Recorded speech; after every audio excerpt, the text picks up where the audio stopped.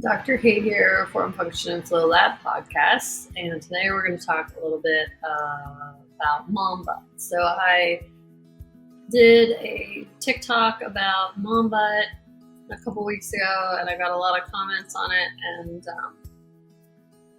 basically it was a very short video, and I wasn't even talking in it. I was just showing how, like, when you're at the sink and you're doing dishes and you're tipped forward a little bit, sometimes as a mom, if you're postpartum and haven't done your pelvic floor rehab or your core integration or something like that, we aren't tapping into our core and we don't want to tip forward, so we unconsciously clench our glutes. And it causes us to tuck our tailbones under. And that can lead to an atrophy of your glute max muscle. And then you go from having the nicely shaped upside down heart to the right side up heart, where you have the hypertrophy of glute med and min, and then glute max is atrophied a bit. So kind of flips your heart and it flattens it out. So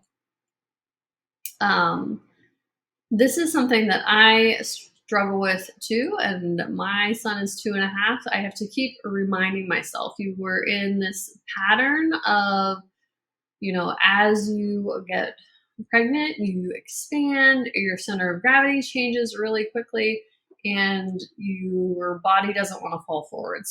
And your core isn't able to be tapped into as much. So to prevent that, the body is the master compensatory organism. So you're going to grip onto your glutes to keep you from pitching forward. So it's very helpful in the short term, not helpful in the long term. So then you have the baby and your core isn't able to engage as much. Your center of gravity shifts again, and you're still clenching your glutes. And there's another component to it as well. When we are stressed, too busy, those kind of things, we can tend to take that up into our shoulders, and we clench up here, our shoulders rise up to our ears, or we feel ourselves clenching in our glutes, tucking under, everything gets shortened. As you squeeze the glutes, you're tucking the tailbone under, you're shortening your pelvic outlet, or where the pelvic floor is at. So it goes hand in hand. They're not ideal. And I tend to, when I get stressed or busy, or if I am late for work or whatever, I can feel myself just tucking that tailbone under, clenching, squeezing everything. And I have to think, oh my God, stop. And like I said in the video, you shake it out. You can even do light tapping to kind of remind your brain to relax. If you're at home, you can grab a Coregeous ball and do some light massage, get better blood flow into that area. Because one thing with clenching is, just like with other repetitive strain injuries like carpal tunnel, you're typing, you're not giving your forearms a chance to fully relax, let fresh blood flow into the area. Blood brings oxygen, oxygen keeps things healthy.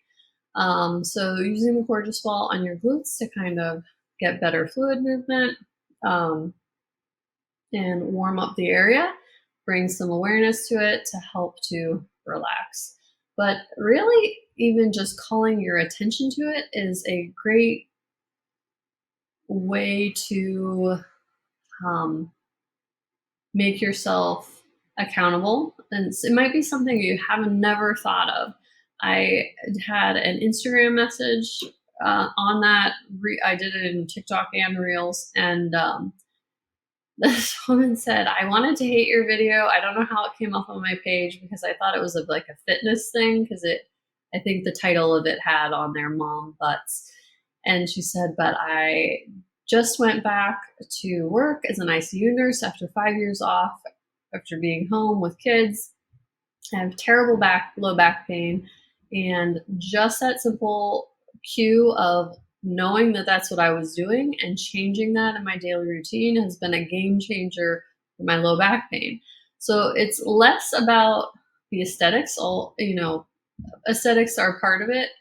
We're human, of course. Aesthetics sometimes play a role for us, but just from a pain aspect and protecting your low back and your spine and everything like that, just by becoming aware that she was even ever doing that helped her to um, alleviate some of those symptoms. So, and it's the same for my patients as well. It's something that you have. If I asked you if you were doing that, you might say, "I don't think so, not at all." And then you go and do dishes, and you're like, "Why am I clenching the heck out of my rear end?"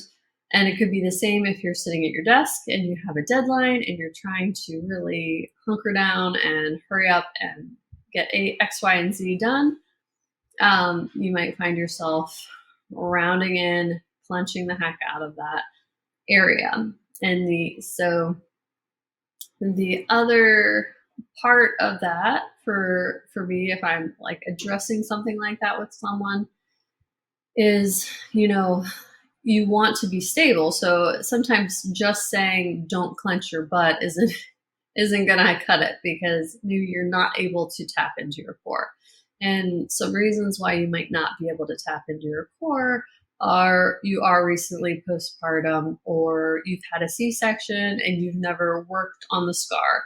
A lot of times having that scar there is going to change your brain's relationship with those core muscles. So doing very gentle and light mobilization with like a makeup brush or cotton swab or your hands or your Coregeous ball. I've got lots of videos on how to work your scar and bring better brain body connection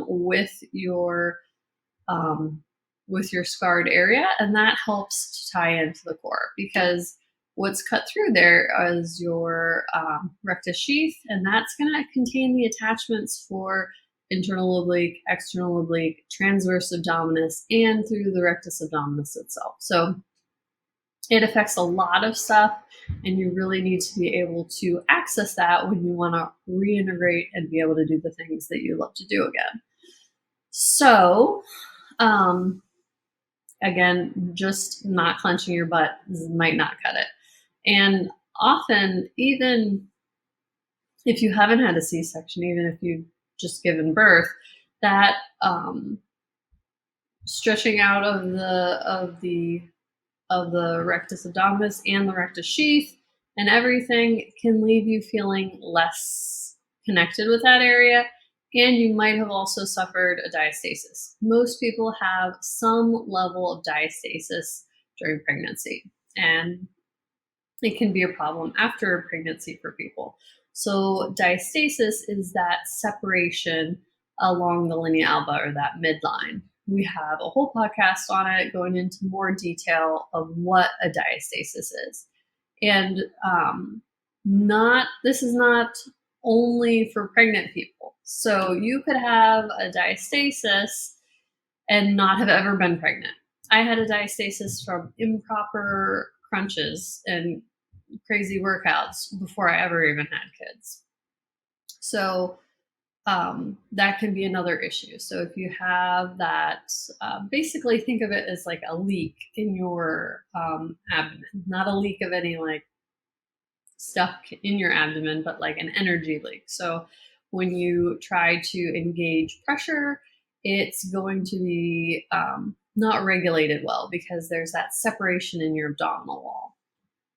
And that can leave you feeling unstable. And when your brain feels unstable, it's going to make up for it in other ways, like you using your glutes to hang on for your life so that it gains that stability for itself.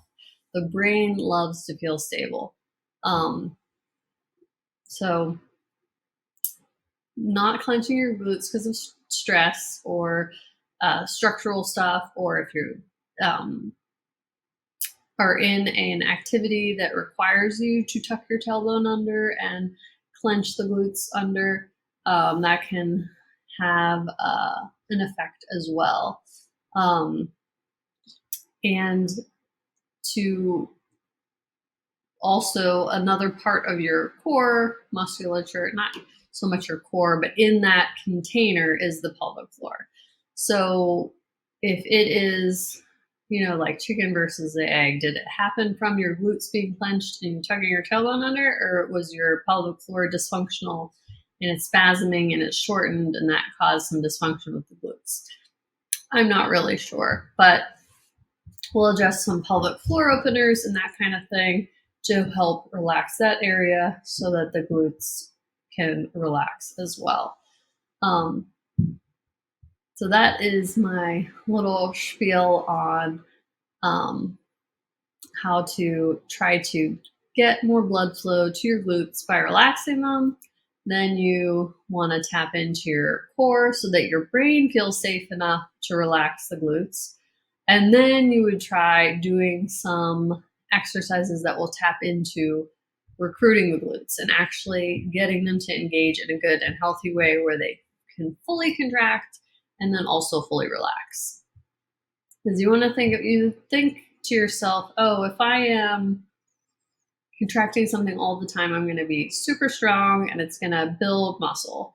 But I want you to think of it as like a bicep curl. When you do a bicep curl, you go all the way down and all the way back up.